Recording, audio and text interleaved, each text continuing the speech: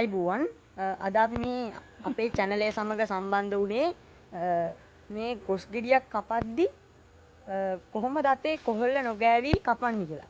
අපිට අර සුද්ධ කරනවා වගේ එක මදුල ගලවලා සුද්ධ කරන්න අවශ්‍යතාවයක් නැහැ මේ ක්‍රමේදී. මේ අධිකම ලේසි ක්‍රමයක්. මේ ආච්චි තමයි අපිට අද කොස් ගෙඩිය කපන්න කපලා පෙන්නන්නේ. අපි බලමු ආච්චිගෙන් අහලා බලමු කොහොමද මේ කොස් ගෙඩිය කපන්න පුරුදු වෙන්නේ කියලා. අපි ආච්චිගෙන් අහලා බලමු. ආච්චි, ඔයා කොහොමද මේ කොස් ගෙඩිය කපන්න පුරුදු වුනේ? මුලින්ම ඒ කියන්නේ ඒ කාලේ ඉඳලා පුරුදු වුණා. ඔව්. කොහෙන්ද පුරුදු වුනේ? ගෙදරින් අම්මලාෙන් පුරුදු වුනේ. එතකොට මේ අම්මලා පුරුදු වුනේ කොහෙන්ද? අම්මලා ඉතින් යාලා ආච්චිලාෙන් අරන් මේ ඉගෙනගෙන. එතකොට ඔයා මුලින්ම මේ කොස් ගෙඩිය කපන්න ගත්තේ කී වසරේ විතරද? එතකොට වසරයක් දන්නේ නැහැ ඉතින්. පොඩි කාලේ ඉඳන් අවුරුදු 10 12 විතර කාලේ. එච්චර පොඩි කාලේ ඉඳලා කැපුවා. කොස් ගෙඩියක්. ඒක ඇත්තටම මේ කොස් කියන්නේ බත් හා සමාන ගුණයක් තියෙන ආහාරයක්. ඉතින් මේ කොස් ගෙඩියක් සතියකටවත් එකපාරක් ඕගලන්ට කන්න පුළුවන් නම් උදේට අපි වගේ කුඩා ළමයින්ට ඉස්කෝලේ ගෙනියන්න මේ කොස් ගෙඩියක් කොස් මැල්ලුමක් හදලා වගේ දුන්නා නම් බොහෝම ආසාවෙන් කයි කියලා මම හිතනවා. හොඳටම පැයලා තියෙන නේ ගෙඩිය. ඔව්. මේ ඇත්තට මේක කහ පාටට තියෙනවා නම් හොඳටම පැහිලා ගෙඩිය.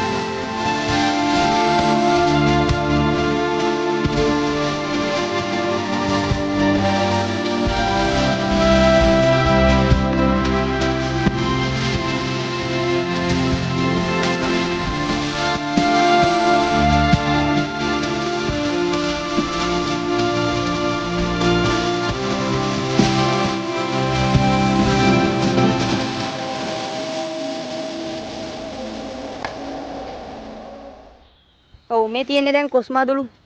පාට ලේසියම මේ පේනවා ඇති ඔබට. කොස් මදුළු. ඒක ඇටි කරගෙන කොස් ඇට මාළයකුත් දැම්ම ඇයි? අපිට අර කිව්ව ක්‍රමයට කපන්න මේ වගේ සාමාන්‍යයෙන් හරි කැපෙන පිහියක් තියෙන්න ඕනි. ඒ වගේම තව ගෝමියක් තියෙන්න ඕනි මේ විදිහට කොස් ගෙඩිය උඩට තියාගෙන කපන්න.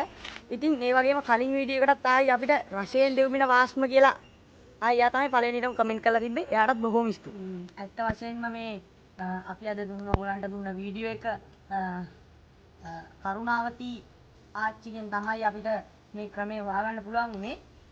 ඉතින් අපි යාටත් බොහොම ස්තුතිවන්ත වෙලා ප්‍රයෝජනවත් වෙන ඔබට ප්‍රයෝජනවත් වෙන මේ කොස් කැපීමේ ක්‍රමය අනිත් අයටත් දැනගන්න මේ පහසු ක්‍රමය අනිත් අයටත් දැනගන්න ඕගොල්ලන්ට පුළුවන් නම් අපිව සබ්ස්ක්‍රයිබ් කරලා ඕගොල්ලන්ගේ ඉන්නා යාළුවෝ ඒගොල්ලන්ට ෂෙයා කරන්න කියලා බොහොම කාරුණිකව ඉල්ලා සිටිනවා. ආයිබෝන්. අයිබෝ.